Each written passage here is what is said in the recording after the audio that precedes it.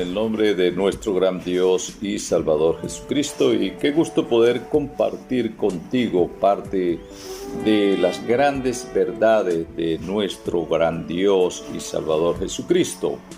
Estar en contacto con Jesucristo significa sacar un rato de ese tiempo que a diario nos está dando el Señor para oír su excelsa y poderosa palabra.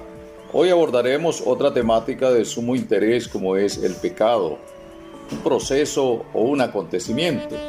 Segunda de Timoteo capítulo 3 versículos 6 al 8 dice: porque de estos son los que se meten en las casas y llevan cautivas a las mujercillas cargadas de pecados, dice, arrastrados por diversas concupiscencias. Y dice el versículo 7, estas siempre están aprendiendo y nunca pueden llegar al conocimiento de la verdad. Y de la manera en que Janes y Jambres resistieron a Moisés, así también estos resisten a la verdad. Hombres corruptos de entendimiento, depravados, réprobos, condenados en cuanto a la fe. ¿Sabías tú que tienes más enemigos que cualquier potencia mundial? O falsos conceptos a causa de no escudriñar la Sagrada Escritura ha permitido en tu vida que creas cosas como tales, que el peor enemigo o el peor peligro es Satanás y sus demonios. Has aprendido en el mundo de la religión a tenerle miedo al diablo y a sus demonios, pero no al pecado. Si reflexionas, la Biblia dice en más de 589 veces, dando a entender el cuidado que debe tener el hombre ante este veneno letal. Cuando se define literalmente el pecado, se dice que es errar en el blanco. Bíblicamente, el pecado es hacer, decir o pensar lo que está en contra o lo que es contrario a la voz de Dios. Pero también el pecado es definido en el contexto bíblico como aquel que sabe hacer lo bueno y no lo hace. Entonces, si el hombre sabe, al menos en teoría, lo que es la naturaleza del pecado, surge una interrogante: ¿por qué peca el hombre? Necesitas comprender no solo la naturaleza del pecado, sino también su proceso y las consecuencias letales. Los malos deseos, la naturaleza humana no arrepentida, no transformada por el poder de la palabra, te lleva, te induce, te impulsa a pecar, y cuando emerge, cuando nace, ahora ese pecado, entonces Satanás te toca, porque el olor de la inmundicia, el olor del pecado, atrae y seduce a Satanás y a sus demonios.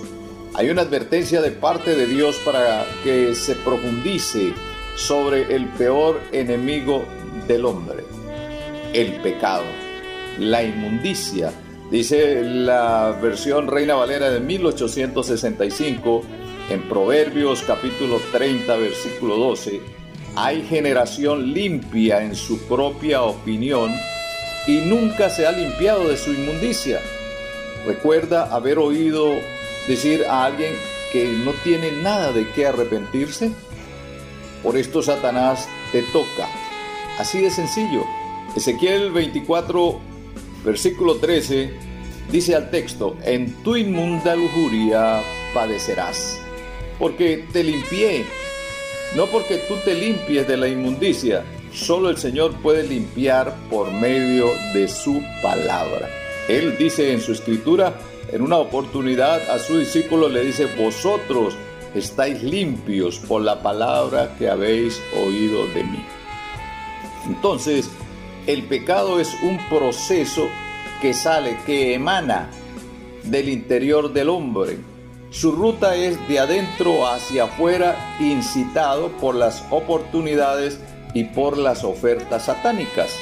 Santiago capítulo 1, verso 14 dice que cada uno es tentado cuando de su propia concupiscencia, es decir, de sus malos deseos, sus pasiones pecaminosas, desordenadas, de una naturaleza contaminada, no controlada por la voz de Dios, dice, es atraído, cuando de su propia concupiscencia es atraído y seducido. Y dice el versículo 15, entonces la concupiscencia, después que ha concebido, da a luz el pecado, y el pecado siendo consumado, es decir, llegado a su completo desarrollo, da a luz, en otras palabras, origina la muerte. Y el verso 16 advierte, amados hermanos, no erréis, no se engañen. En otras palabras, tú eres quien permites el toque de Satanás. ¿Sabías que Satanás te toca solo si tú lo permites? El Señor, a través de su palabra, da una fórmula para que no se le abra entrada al diablo y sus demonios. Primera de Juan, capítulo 5, versículo 18, dice, sabemos que todo aquel que ha nacido de Dios no practica el pecado. Es decir, sabemos que los hijos o las hijas de Dios no se caracterizan por la práctica del pecado. En otras palabras, aquel que fue engendrado por Dios, aquel que ha nacido de nuevo por la simiente de la palabra, tiene una promesa que el Señor dice que Él le guarda y que el maligno no le toca. ¿Qué tiene que hacer el hombre? Debe nacer por la obediencia a la palabra de Dios. Cuando dice que aquel que es nacido de Dios no practica el pecado, significa que no hay una ejercitación constante y permanente con premeditación. ¿Por qué? Porque hay una palabra, hay una simiente que lo ha creado como nuevo hombre, y surge una pregunta, surge un cuestionamiento. ¿Acaso hay hombre que haga el bien y no peque? La Biblia lo dice. No hay justo que haga el bien y no peque. Una cosa es el pecado deliberado, el pecado premeditado, y otra cosa es el pecado como parte de la naturaleza del hombre. Mas, sin embargo, dice la Biblia que el que es nacido de Dios no lo practica. Y coloco un ejemplo. Tú puedes jugar fútbol. Entras a un campo deportivo, te colocan un balón y tú puedes jugar fútbol. Pero hay una diferencia entre el que sabe jugar fútbol, el que juega el fútbol, y el que lo practica. Como seres humanos con una naturaleza caída, el hombre es pecador, su inclinación es al pecado. Pero aquel que es nacido por la simiente de esa palabra, no lo practica porque conoce las consecuencias y trata, se agarra de Dios. ¿Para qué? Para que el propósito del hombre, unido a la ayuda de Dios, obviamente esto fortalece la vida de la persona, y es cuando Dios ve el propósito que hay en el hombre, y entonces Dios le guarda. ¿Para qué? Para que el maligno no le toque.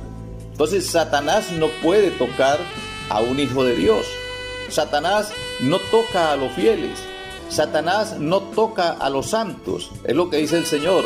Sabemos que el que ha nacido de Dios no practica el pecado, y dice también la palabra de Dios que el que es de Dios, el maligno no le toca. Y surge otra interrogante.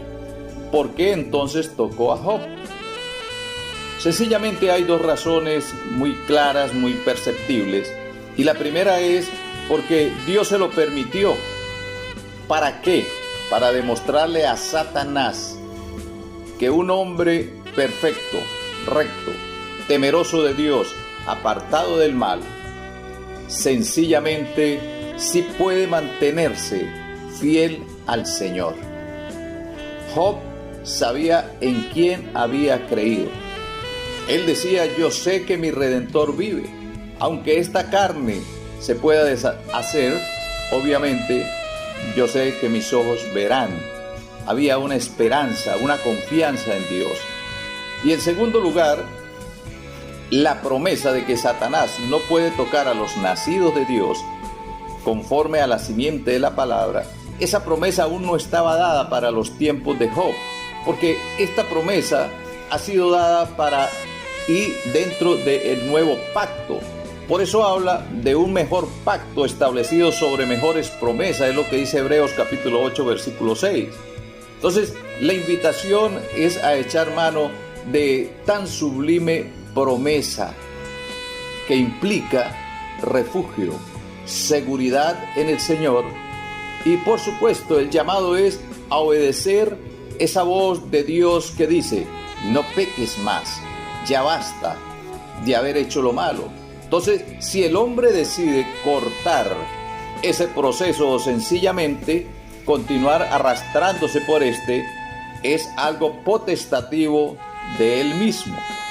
La invitación está abierta. Por eso, en el nombre de Jesucristo, te invito a seguir en contacto con la verdad. Y recuerda, el pecado es un proceso. El pecado no es un acontecimiento, es un proceso. Y no olvides tu conexión con Cristo. Tu conexión con la verdad es importante porque Él dijo: separados de mí, apartados de mí, nada podéis hacer. Muchas bendiciones.